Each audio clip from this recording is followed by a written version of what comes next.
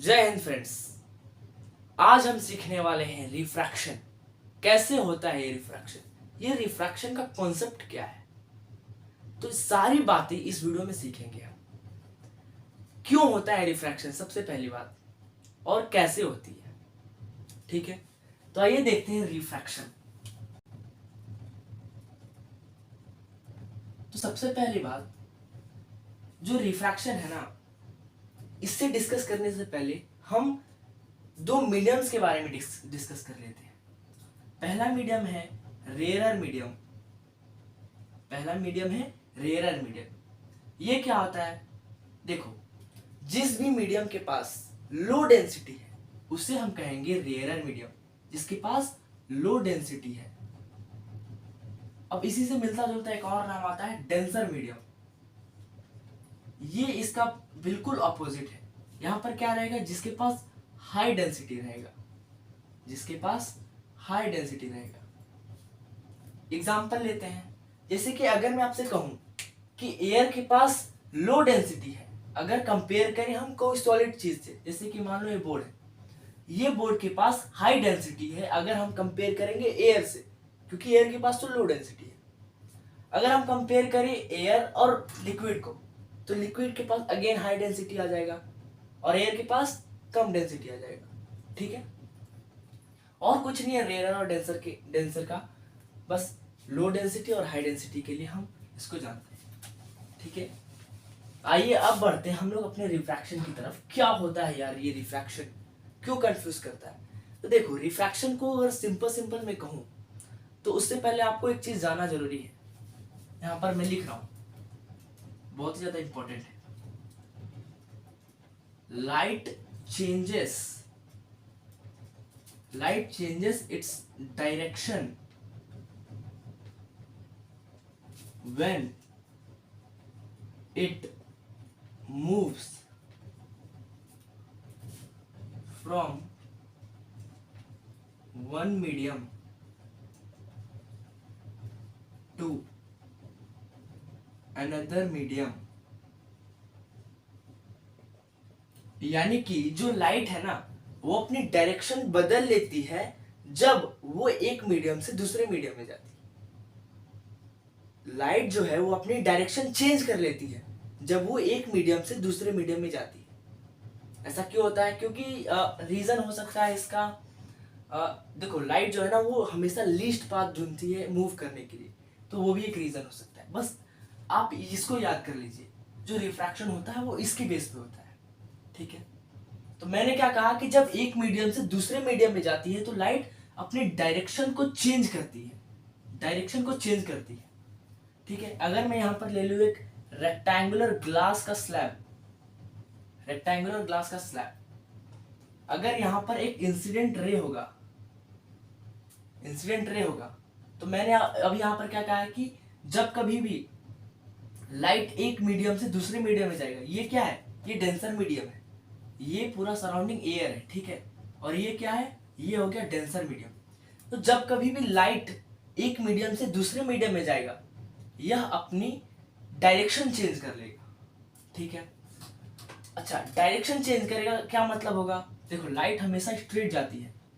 अब जब direction change करेगा इसका मतलब वो मुड़ जाएगा, इधर मुड़ेगा या फिर कैसे भी मुड़ेगा, पर मुड़ेगा।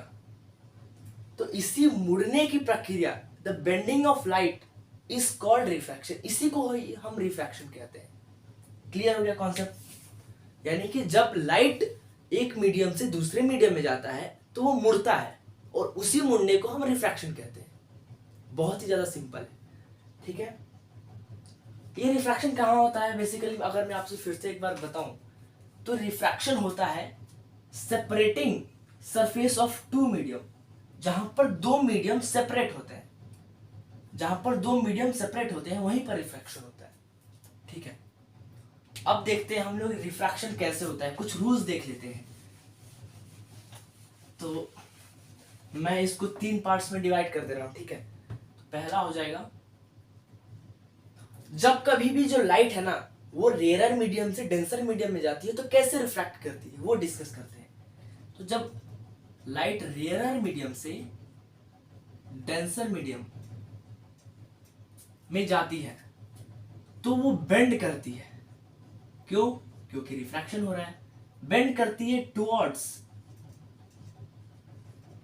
नॉर्मल, जो कि परपेंडिकुलर होता है। ठीक है, तो फिर से मैं एग्जांपल ले लेता हूं। यहां पर हो गया ये रेक्टेंगुलर ग्लास का स्लैब। ठीक है, यहां पर हो गया ये रेक्टेंगुलर ग्लास का स्लैब।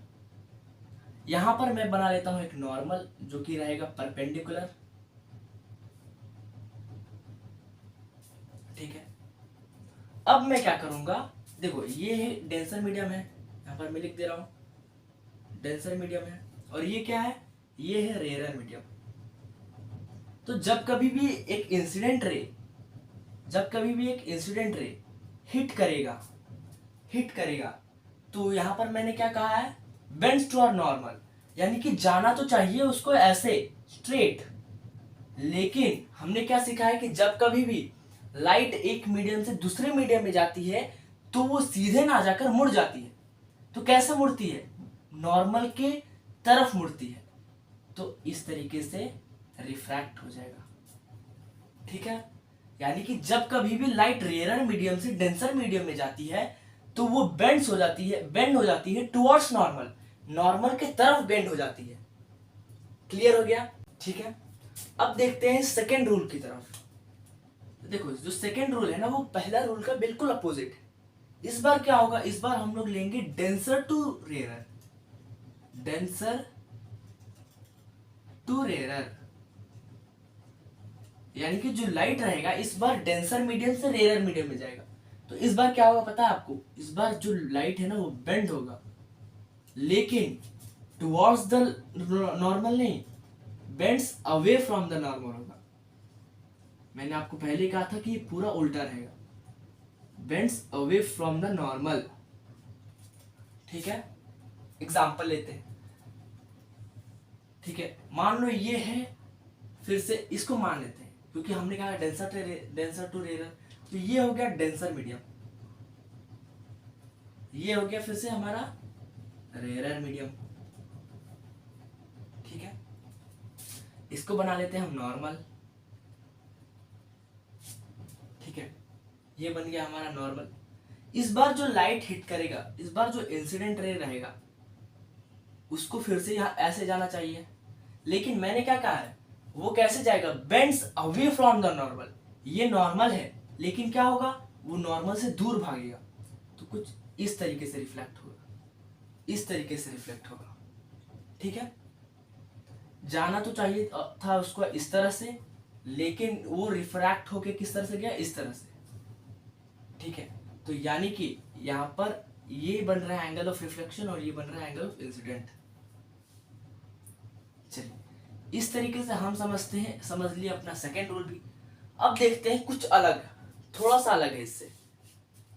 तो यहाँ पर हमने क्या देखा कि जब कभी भी डेंसर से रेयर मीडियम में जाती है तो जो लाइट होते हैं ना, अच्छा मैंने आपको एक इंपॉर्टेंट चीज बोलना भूल गया, जब कभी भी लाइट रेयर से डेंसर में जाती है ना, आपने यहाँ पर गौर किया होगा, जब कभी भी लाइट, ये था नॉर्मल, एक रिवाइज करवा दे रहा हूं, जब कभी भी लाइट रेयर से डेंसर में जाती है ना, तो जो एंगल ऑफ रिफ्लेक्शन होता है और ये जो एंगल ऑफ इंसिडेंट रहता है, इन दोनों के बीच में ना एक रिलेशनशिप होता है। वो क्या होता है, वो ये होता है कि जो एंगल ऑफ इंसिडेंट रहता है वो ग्रेटर देन होता है एंगल ऑफ रिफ्लेक्शन से। ठीक है, वो एंगल ऑफ रिफ्लेक्शन से बड़ा होता है। कब, जब लाइट रेयर से डेंसर में जाती है, जब लाइट रेयर से डेंसर में जाती है। लेकिन अभी क्या हो रहा है, अभी डेंसर से रेयर मीडियम में जा रही है, तो क्या होगा, इसका बिल्कुल अपोजिट होगा। आप देख सकते हो यहां पर जो एंगल ऑफ रिफ्लेक्शन है वो क्या है, वो ज्यादा है किससे, एंगल ऑफ इंसिडेंट से। तो इसका रिलेशनशिप बिल्कुल उल्टा हो जाएगा उससे, फर्स्ट वाले रूल से। अब वही अगर फिर से हम उल्टा कर देंगे रेयर से डेंसर, तो क्या हो जाएगा, पहले वाले की तरह हो जाएगा। ठीक है, समझ में आ गया इसका रिलेशन। अब देखते हैं हम लोग थर्ड रूल। तो देखो थर्ड रूल ना अलग है, यहां पर क्या होता है, यहां पर बेंडिंग नहीं होती है। अब आप पूछोगे क्यों, तो यहां पर आपको बता दे रहा हूं, आपको खुद ही समझ में आ जाएगी, इसके पीछे लॉजिक आपको खुद ही समझ में आ जाएगी। तो यहाँ पर नो बेंडिंग, बेंडिंग नहीं होती है। यहाँ पर जो बेंडिंग है ना वो बेंडिंग होती ही नहीं है। लेते हैं हम लोग एग्जांपल, मान लो ये हो गया सेपरेटिंग सरफेस, ठीक है, सेपरेटिंग सरफेस हो गया। मान लेते हैं यही डेंसर है, चलो डेंसर, ये हो गया रेयर मीडियम। चलो बना लेते हैं एक नॉर्मल, ठीक है। अच्छा आपने एक चीज गौर किया है, जब मैं नॉर्मल बना रहा था तो अगर यहाँ पर क्या हो रहा है, नॉर्मल एकदम स्ट्रेट चला जा रहा है, तो अगर मैं इंसिडेंट रे नॉर्मल पे ही इंसिडेंट करूंगा, हिट करूंगा, इसी पाथ पे अगर मैं इंसिडेंट रे को डालूंगा तो क्या हो जाएगा, उसको क्या होना चाहिए, आप खुद सोच के देखिए, उसको भी स्ट्रेट आना चाहिए, उसको भी स्ट्रेट आना चाहिए। यहाँ पर मैंने अगर नॉर्मल बना, देखिए हर केस में मैं नॉर्मल बना रहा था, अगर मैं यहाँ पर भी नॉर्मल बनाऊंगा तो क्या होगा, वो स्ट्रेट आ जा रहा है, वो रिफ्रैक्ट तो नहीं हो रहा है, ठीक है। तो अगर मैं उसी पाथ पे अगर मैं इंसिडेंट रे को हिट करूंगा तो रिफ्लेक्टेड रे भी क्या होगा, उसी पाथ पे आ जाएगी। और यही है वो थर्ड केस, यानी कि जब कभी भी इंसिडेंट रे परपेंडिकुलर जब 90 डिग्री पे जाएगा तो क्या होगा पता है आपको, वो स्ट्रेट आ जाएगा, वो स्ट्रेट आ जाएगा। यानी कि इस केस में एंगल ऑफ जो इंसिडेंट है वो क्या है, जीरो है, एंगल ऑफ रिफ्लेक्शन क्या है, वो भी जीरो है, ठीक है। समझ में आ गया इसका रिलेशनशिप। यानी कि थर्ड केस में क्या हो रहा है, जो इंसिडेंट रे है वो रिफ्लेक्ट हो जा रहा है उसी सेम पाथ पे स्ट्रेट वे में, यहाँ पर डायरेक्शन में चेंजेस नहीं आ रहे हैं। ये एक ऐसी केस है जब 90 डिग्री पे इंसिडेंट रे हिट करेगा, ठीक है। तो ये थे हमारे तीनों रूल, ये थे हमारे रिफ्रैक्शन के कॉन्सेप्ट्स, और आशा करता हूँ आपको समझ में आया होगा। मिलते हैं एक नए टॉपिक के साथ अगली वीडियो में, तब तक के लिए जय हिंद जय भारत।